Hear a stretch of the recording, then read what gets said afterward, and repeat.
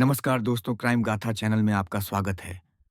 आप जल्दी से चैनल को सब्सक्राइब करें और बेल आइकन ज़रूर दबाएं ताकि आपको हर नई कहानी का नोटिफिकेशन मिले। तो चलिए, आज की कहानी शुरू करते हैं। ग्रेटर नोएडा के सेक्टर 99 में नौरंगाबाद नाम का एक छोटा सा गांव बसा है। इस गांव में छल्ले गांव के उन लोगों को नोएडा अथॉरिटी ने मुआवजे के साथ-साथ अलग-अलग आकार के प्लॉट दिए थे, जिनकी ज़मीनें अधिग्रहित की गई थीं। चूंकि यह इलाका अब भी ज्यादा विकसित नहीं है और आबादी भी कम है, इसलिए कई लोगों ने अपने प्लॉट पर चार दीवारी बनाकर एक दो कमरे बना दिए और उन्हें मजदूर वर्ग के लोगों को किराए पर दे दिया। सेक्टर 99 में फिलहाल सिर्फ 15 से 20 मजदूर परिवार ही किराए के मकानों में रहते हैं। इस इलाके में बिजली और पानी की सुविधा तो है, लेकिन कम आबादी की वजह से शाम ढलते ही सन्नाटा छा जाता है। इसी इलाके में छल्ले गांव के चरण सिंह का एक प्लॉट था।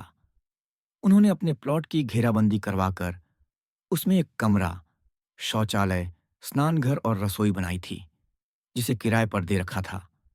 पिछले 1.5 साल से इस कमरे में अलीगढ़ का रहने वाला संदीप यादव अपनी पत्नी सोनी यादव के साथ रह रहा था। संदीप और सोनी की शादी 1.5 साल पहले कासगंज में हुई थी और यह शादी कोरोना लॉकडाउन के दौरान हुई थी।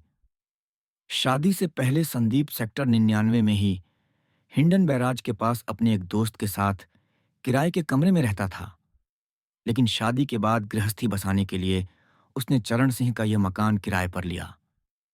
संदीप पहले नोएडा के एक बड़े ढाबे पर काम करता था, लेकिन लॉकडाउन में नौकरी छूटने और शादी के बाद उसने महामाया फ्लाईओवर के नीचे साइकिल पर आलू की सब्जी और खस्ता कचौरी बेचने का काम शुरू किया। संयोग से उसका यह काम अच्छा चलने लगा और वह नौकरी से ज्यादा कमाई करने लगा। कुल मिलाकर उसकी गृहस्थी मजे से चल रही थी। सोनी की मदद से वह सुबह घर पर ही कचौरी और सब्जी तैयार करता, फिर साइकिल पर लादकर हर दिन सुबह 10 से 11 बजे तक महामाया फ्लाईओवर के नीचे पहुंच जाता। शाम 5 बजे तक अपना सामान बेचकर वह घर लौटता। 20 जनवरी को भी संदीप ने हमेशा की तरह सुबह करीब 10:30 पर साइकिल पर कचौरी और सब्जी लादकर घर से निकला और शाम करीब 7 बजे लौटा। घर के बाहर साइकिल खड़ी करने के बाद उसने सोनी को दरवाजा खोलने के लिए आवाज दी, लेकिन काफी देर तक कोई जवाब नहीं मिला। उसने जोर से दरवाजा धकेला और थोड़ी ऊंची आवाज में कहा, क्या बात है, बाहरी हो गई हो या कान में तेल डाल रखा है? कमरे में गहरा अंधेरा और सन्नाटा था। संदीप को सोनी का यह व्यवहार कुछ अजीब लगा। उसने अनुमान से बिजली का स्विच टटोला और लाइट जलाई। जैसे ही कमरे में रोशनी हुई, उसने फर्श पर सोनी की खून से लथपथ लाश देखी। ये देखकर संदीप के गले से चीख निकल गई। वह सिर पकड़कर जोर जोर से रोने लगा।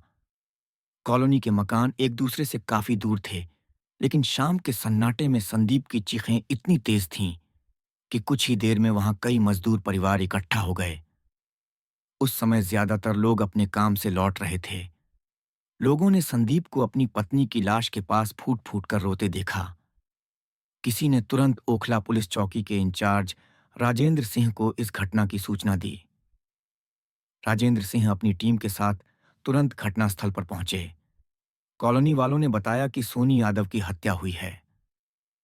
राजेंद्र सिंह ने घटनास्थल का मुआयना किया और सेक्टर 126 थाने के प्रभारी भरत कुमार राठी को इस हत्याकांड की जानकारी दी। जब तक थाना प्रभारी राठी अपनी टीम के साथ मौके पर पहुंचे, तब तक वायरलेस पर खबर पाकर नोएडा जोन 1 की एसीपी अंकिता शर्मा और एडिशनल डीसीपी रणविजय सिंह भी वहां पहुंच चुके थे। क्राइम और फॉरेंसिक टीमें भी मौके पर आकर अपनी जांच शुरू कर चुकी थीं। संदीप ने बताया कि सुबह जब वह घर से निकला था, तब सोनी बिल्कुल ठीक थी, लेकिन शाम 7 बजे लौटने पर उसकी लाश मिली।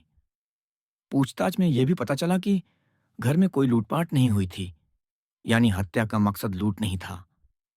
थाना प्रभारी राठी ने जब गौर से जांच की, तो पाया कि हत्यारे ने बड़ी बेरहमी से सोनी के चेहरे पर किसी चीज से वार किया था, जिससे उसकी नाक पर गहरा घाव हो गया था और खून जमकर काला पड़ चुका था। हत्यारे ने संभवतः सोनी के सिर को बार बार जमीन पर पटका था, क्योंकि सिर के पीछे कई चोटें थीं और वहां से खून बहा था। घटनास्थल से यह भी संकेत मिला कि सोनी ने हत्यारे के साथ काफी संघर्ष किया होगा। उसके कपड़े अस्त व्यस्त थे, ब्लाउज का अगला हिस्सा फटा हुआ था और साड़ी घुटनों से ऊपर खिसकी हुई थी। इससे लग रहा था कि हत्यारे ने या तो उसके साथ शारीरिक संबंध बनाने की कोशिश की थी या ऐसा कुछ किया था। उच्च अधिकारियों के निर्देश पर थाना प्रभारी राठी ने सभी औपचारिकताएं पूरी कर सोनी के शव को पोस्टमार्टम के लिए जिला अस्पताल भेज दिया। एडिशनल डीसीपी रणविजय सिंह के आदेश पर राठी ने धारा 302 हत्या के तहत मुकदमा दर्ज कर जांच शुरू की। पुलिस के सामने एक सवाल था कि संदीप ने बताया कि उसकी किसी से कोई दुश्मनी नहीं थी और घर में लूटपाट की कोई वजह भी नहीं थी। फिर भी सोनी की लाश की हालत से लग रहा था कि किसी की उस पर गलत नीयत थी। राठी को संदीप से कुछ खास बिंदुओं पर पूछताछ जरूरी लगी। अगली सुबह पोस्टमार्टम और अंतिम संस्कार के बाद संदीप को थाने बुलाया गया। तब तक सोनी के परिवार वाले भी कासगंज से नोएडा पहुंच चुके थे। सोनी के परिवार में माता-पिता, 2 भाई, शैलेश और अखिलेश और 4 बहनें थीं। उसकी एक बड़ी बहन और 3 छोटी बहनें थीं, जिनमें से 2 छोटी बहनों को छोड़कर सभी की शादी हो चुकी थी। सोनी की शादी 2020 में लॉकडाउन के दौरान हुई थी। जब पुलिस ने सोनी के भाई अखिलेश से पूछा, तो उसने संदीप पर सीधे शक तो नहीं जताया, लेकिन शिकायत की कि संदीप के पास रहने के लिए कोई सुरक्षित जगह नहीं थी। फिर भी उसने सोनी को इस सुनसान इलाके में रखा। अखिलेश ने बताया कि उसने सोनी को कहा था कि जब तक संदीप कोई बेहतर जगह नहीं ढूंढ लेता, वह वापस न जाए। लेकिन सोनी ने उसकी बात नहीं मानी और इसका खामियाजा उसे अपनी जान देकर भुगतना पड़ा। सोनी के परिवार से हत्या या हत्यारे के बारे में कोई सुराग नहीं मिला। इसलिए सेक्टर 126 थाने की पुलिस ने आसपास के लोगों से पूछताछ शुरू की, ताकि सोनी का चाल चलन और संदीप की गैर मौजूदगी में उसके घर पर किसी के आने जाने की जानकारी मिल सके। लेकिन कॉलोनी वालों से भी कोई खास मदद नहीं मिली। अब बारी थी संदीप से कुछ अहम सवाल पूछने की। संदीप ने पुलिस को बताया कि उसकी पत्नी के शायद अपने गांव के अजय नाम के एक लड़के से शादी से पहले संबंध थे। उसने आशंका जताई कि हो सकता है उसी ने सोनी की हत्या की हो। यह जानकारी पुलिस के लिए महत्वपूर्ण थी। पुलिस की एक टीम उसी दिन कासगंज रवाना हुई और अजय को हिरासत में लेकर नोएडा ले आई। दरअसल संदीप की जानकारी के आधार पर पुलिस ने सोनी के मोबाइल की कॉल डिटेल्स निकलवाईं। जब उन्हें खंगाला गया तो पता चला कि सोनी और अजय के बीच हर दिन लंबी लंबी बातें होती थीं और व्हाट्सएप पर भी चैट चलती थी। कॉल डिटेल्स से साफ था कि दोनों के बीच साधारण रिश्ता नहीं था। अजय से पूछताछ में उसने पहले पुलिस को गुमराह करने की कोशिश की, लेकिन सख्ती के बाद वह टूट गया। उसने कबूल किया कि सोनी के साथ उसके कई सालों से संबंध थे। सोनी की शादी के बाद भी जब वह अपने गांव आती थी, दोनों मौका मिलने पर एकांत में मिलते और पुरानी मोहब्बत को ताज़ा करते थे। जब राठी ने अजय का मोबाइल चेक करवाया, तो उसमें सोनी और अजय की कुछ ऐसी तस्वीरें मिलीं जो उनके नाजायज रिश्ते को साबित करती थीं। लेकिन अजय के फोन की कॉल डिटेल्स और लोकेशन से यह साबित नहीं हुआ कि वह हत्या के दिन या उससे पहले नोएडा आया था। न ही उसने किसी संदिग्ध नंबर पर बात की थी। राठी समझ गए कि अजय और सोनी के संबंध होने के बावजूद अजय के पास हत्या का कोई मकसद नहीं था। लेकिन संदीप, जिसे अपनी पत्नी के अजय से संबंधों की जानकारी थी, उसके पास हत्या का मजबूत मकसद था। राठी को लगा कि एक साधारण दिखने वाले अनपढ़ आदमी ने पुलिस को चकमा देने की कोशिश की है। उन्होंने तुरंत एसआई राजेंद्र सिंह को संदीप की कॉल डिटेल्स निकलवाने का आदेश दिया। राठी को यकीन होने लगा था कि सोनी की हत्या में संदीप का हाथ हो सकता है, लेकिन संदीप की कॉल डिटेल्स में कोई संदिग्ध नंबर या लोकेशन नहीं मिली जिससे उसकी भूमिका साबित हो सके। 1 हफ्ता बीत चुका था। पुलिस को सोनी की पोस्टमार्टम रिपोर्ट मिली, जिसमें पुष्टि हुई कि उसकी मौत सिर में चोट से हुई थी। चौंकाने वाली बात यह थी कि मृत्यु के बाद उसके साथ शारीरिक संबंध बनाए गए थे। इस जानकारी ने पुलिस को संदीप पर शक करने से रोक दिया, क्योंकि कोई पति अपनी पत्नी की हत्या के बाद ऐसा घिनौना काम न तो खुद करेगा, न ही किसी और को करने देगा। संदीप को संदेह से बाहर करने की दूसरी वजह यह थी कि उसकी कॉल डिटेल्स में कुछ संदिग्ध नहीं मिला और महामाया फ्लाईओवर के नीचे रेहड़ी लगाने वालों ने पुष्टि की कि संदीप उस शाम 6 बजे अपना काम खत्म कर साइकिल से घर गया था। इसके बाद पुलिस के पास संदीप पर शक करने की कोई वजह नहीं थी। राठी ने एक बार फिर घटनास्थल के आसपास के लोगों से पूछताछ का फैसला किया। इस दौरान पुलिस ने हर घर में जाकर सवाल की। तभी उनकी नजर एक ऐसे कमरे पर पड़ी जो घटना वाली रात को भी बंद था और एक हफ्ते बाद दोबारा छानबीन में भी बंद मिला। आसपास के लोगों से पूछने पर पता चला कि उस कमरे में बुलंदशहर के छतारी कस्बे का रामवीर साहू रहता है। रामवीर पहले गुड़ बेचता था, लेकिन पिछले 3-4 महीनों से वह ऑटो रिक्शा चलाने लगा था। लोगों ने बताया कि हत्या के दिन सुबह रामवीर अपने घर पर दिखा था, लेकिन उसके बाद से वह गायब है। यह जानकारी रामवीर को संदिग्ध बनाती थी।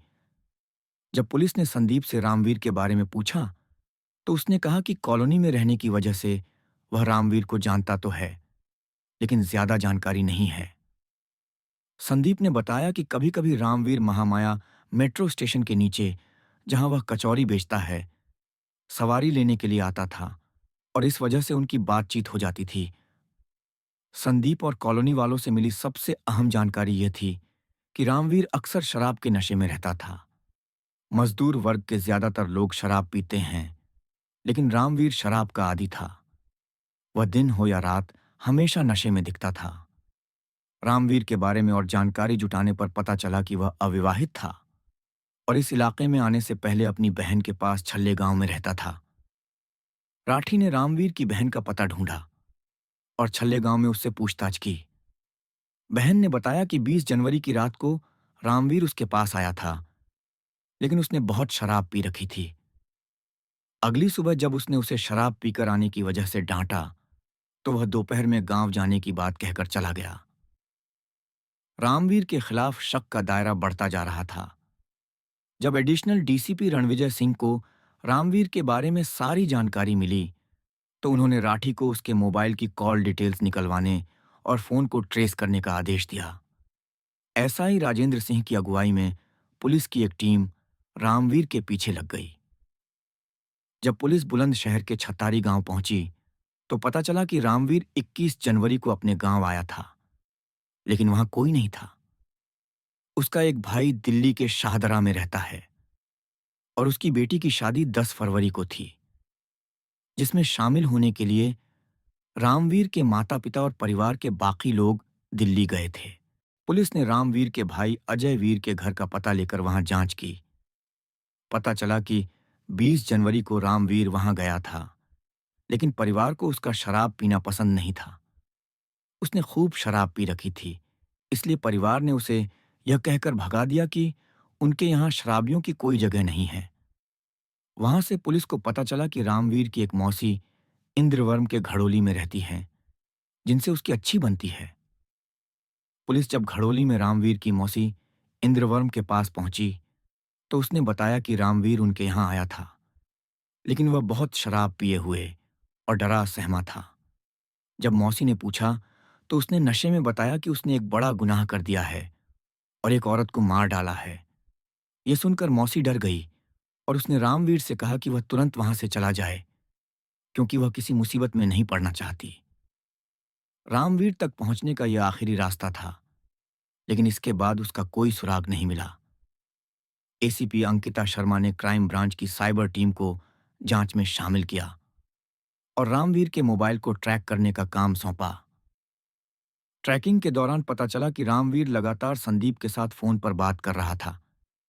जब पुलिस ने संदीप से पूछा कि क्या रामवीर ने उससे संपर्क किया है, तो उसने साफ इनकार कर दिया। पुलिस समझ गई कि कुछ गड़बड़ है। उन्होंने संदीप और रामवीर के मोबाइल की निगरानी शुरू की।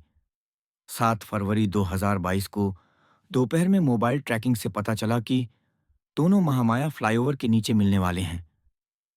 इस सूचना पर थाना प्रभारी राठी ने अपनी टीम के साथ सादे कपड़ों में वहां छिपकर निगरानी शुरू की।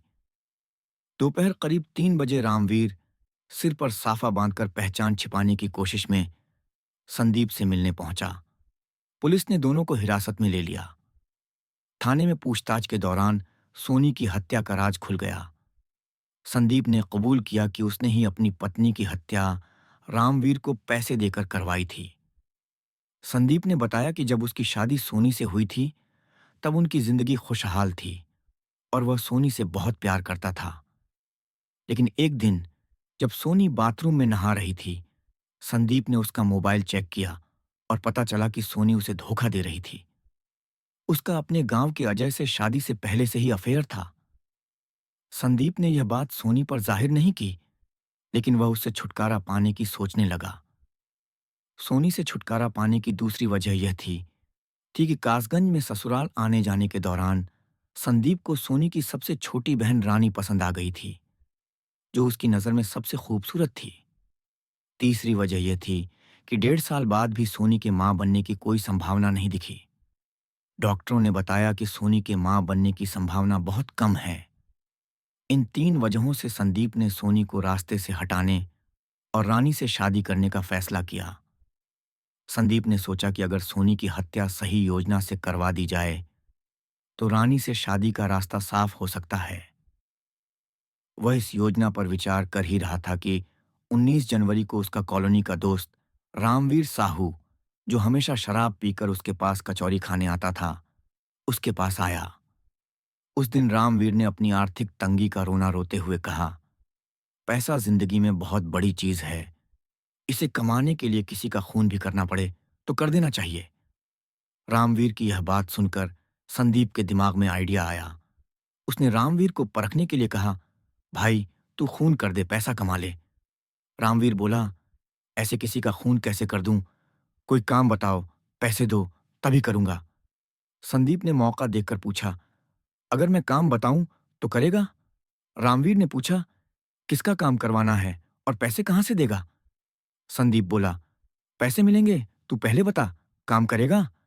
रामवीर उत्साहित होकर बोला, हाँ भाई, पैसे दोगे तो काम क्यों नहीं करूंगा। संदीप ने कहा, ठीक है, मेरी बीवी को मार दे, मैं तुझे 50,000 दूंगा। रामवीर हैरान होकर बोला, पागल हो गया है? तू अपनी बीवी को मरवाना चाहता है? संदीप ने जवाब दिया, वजह एक नहीं, कई हैं। पहली, उसका अपने गांव के यार से शादी से पहले से चक्कर है। दूसरी, वह मां नहीं बन सकती। तीसरी, मुझे उसकी छोटी बहन रानी बहुत पसंद है। इसे हटाऊंगा तो उससे शादी कर लूंगा। संदीप ने रामवीर को अपने दिल की बात बताई। रामवीर ने कहा कि उसने बहुत शराब पी रखी है, वह अगले दिन सोचकर बताएगा। संदीप ने उसे जाते वक्त 5,000 रुपए दिए। रामवीर फिर शराब के ठेके पर गया और रात को घर चला गया। अगली सुबह नशा उतरने पर रामवीर ने संदीप की बात पर विचार किया और दोपहर 1 बजे फिर महामाया फ्लाईओवर के नीचे संदीप के पास पहुंचा। संदीप ने पूछा, क्या इरादा किया भाई? रामवीर बोला, इरादा ठीक है, लेकिन तूने अपनी बीवी की कीमत बहुत कम लगाई। संदीप ने पूछा, कितना चाहिए? रामवीर ने कहा, तू मेरा दोस्त है, तेरी परेशानी जायज है, लेकिन कम से कम 1.5 लाख दे तो काम हो सकता है। दोनों के बीच रकम पर सौदेबाजी हुई। जब संदीप ने देखा कि रामवीर 1.5 लाख से कम पर नहीं मानेगा, तो उसने कहा, ठीक है, इतने ही पैसे दूंगा, लेकिन काम साफ सुथरा होना चाहिए। काम होते ही सुबह पैसे दे दूंगा। संदीप ने जेब से 5,000 निकाले और रामवीर को देते हुए कहा, हो सके तो आज ही काम कर दे। शाम तक कॉलोनी में सन्नाटा रहेगा। मैं यहां हूं और सोनी घर में अकेली है। जाकर ठिकाने लगा दे। सारी बात तय होने के बाद रामवीर 1.5 लाख में सोनी को मारने के लिए तैयार हो गया। उसने अपना मोबाइल बंद कर दिया, क्योंकि उसने टीवी सीरियलों में देखा था कि मोबाइल लोकेशन से पुलिस कातिल को पकड़ लेती है। रामवीर पहले शराब ठेके पर गया और जमकर शराब पी। फिर करीब 4 बजे संदीप के घर पहुंचा और दरवाजा खटखटाया। उस वक्त कॉलोनी में सन्नाटा था। सोनी ने अंदर से पूछा, कौन है? रामवीर बोला, भाभी, मैं रामवीर साहू। संदीप ने तुम्हें पैसे देने के लिए भेजा है। यह सुनकर सोनी ने दरवाजा खोल दिया, क्योंकि वह रामवीर को जानती थी। जैसे ही सोनी ने दरवाजा खोला, रामवीर ने उसके चेहरे पर जोरदार घूंसा मारा। घूंसा लगते ही सोनी की नाक से खून निकला और वह चीखते हुए कमरे के बीच में फर्श पर गिर पड़ी। रामवीर के लिए यह मौका काफी था। वह झट से कमरे में घुसा, दरवाजा बंद किया और सोनी की तरफ मुड़ा। लेकिन तभी कुछ पलों के लिए बेहोश हुई सोनी पर उसकी नजर पड़ी।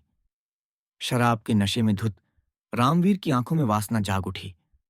सोनी के कपड़े गिरने से इतने अस्त व्यस्त हो गए थे कि उसकी जांघें दिख रही थीं।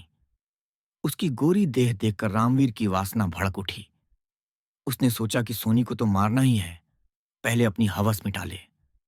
वह सोनी के साथ जबरदस्ती करने लगा, लेकिन तभी सोनी को होश आया और वह शोर मचाने की कोशिश करते हुए विरोध करने लगी। रामवीर के लंबे चौड़े शरीर के नीचे दबी सोनी कुछ कर पाती, उससे पहले रामवीर ने उसके सिर को दोनों कनपटियों से पकड़कर 3-4 बार फर्श पर पटक दिया। सोनी कुछ देर छटपटाई, फिर उसका शरीर शांत हो गया। लेकिन सोनी के शांत होते ही रामवीर की वासना और उफान पर थी। उसे नहीं पता था कि सोनी की मौत हो चुकी है। वह उसके मृत शरीर के साथ अपनी हवस मिटाता रहा। जब उसकी वासना शांत हुई तो उसने देखा कि सोनी के सिर से खून बह रहा था और वह मर चुकी थी। उसने सोनी की साड़ी को घुटनों तक नीचे किया। कई बार उसके शरीर को हिलाकर देखा कि कहीं जान तो नहीं बची। करीब 5 बजे रामवीर ने दरवाजा खोलकर बाहर झांका कि कोई है या नहीं। रास्ता साफ देखकर उसने कमरे का दरवाजा बंद किया और वहां से फरार हो गया। वारदात के बाद वह इतना डर गया कि उसने संदीप से भी संपर्क नहीं किया। उसने 2 दिन तक अपना मोबाइल बंद रखा। जब पुलिस ने बाद में संदीप को बताया कि हत्यारे ने सोनी की मौत के बाद उसके साथ संबंध बनाए, तो उसे रामवीर पर बहुत गुस्सा आया। कुछ दिन बाद गिरफ्तारी के डर से इधर-उधर भाग रहे रामवीर ने पैसे मांगने के लिए संदीप से फोन पर बात शुरू की। तभी मोबाइल सर्विलांस से पुलिस को संदीप पर शक हुआ। इस मामले में न तो कॉल डिटेल्स से मदद मिली, क्योंकि हत्यारे और साजिशकर्ता के बीच कोई फोन रिकॉर्ड नहीं था। न ही रामवीर ने घटना के समय अपना फोन ऑन किया था, न ही कोई चश्मदीद था, न ही किसी सीसीटीवी में वह घटनास्थल पर जाते दिखा। इसलिए पुलिस अंधेरे में तीर चला रही थी। लेकिन अगर रामवीर अपने डर से घर छोड़कर गायब न होता और बाद में संदीप से फोन पर संपर्क न करता, तो शायद पुलिस कभी हथियारों तक न पहुंच पाती। अपनी साली रानी को पाने की चाहत में संदीप ने अपनी बेवफा पत्नी को मरवाने की साजिश रची, जो एक घिनौना अपराध था। लेकिन रामवीर ने सोनी की हत्या कर उसके मृत शरीर से अपनी वासना मिटाई, जो हैवानियत की सारी हदें पार करता था। संदीप और रामवीर से पूछताछ के बाद पुलिस ने हत्या के इस मामले में धारा 120 बी आपराधिक षड्यंत्र जोड़कर दोनों आरोपियों को अदालत में पेश किया, जहां से उन्हें न्यायिक हिरासत में भेज दिया गया। कहानी को आखिर तक पढ़ने के लिए आपका धन्यवाद। इस कहानी पर अपनी राय कमेंट में जरूर बताएं। ऐसी ही सच्ची अपराध कहानियों के लिए हमारे चैनल क्राइम की कहानी को सब्सक्राइब करें। कहानी को लाइक और शेयर करना न भूलें। धन्यवाद।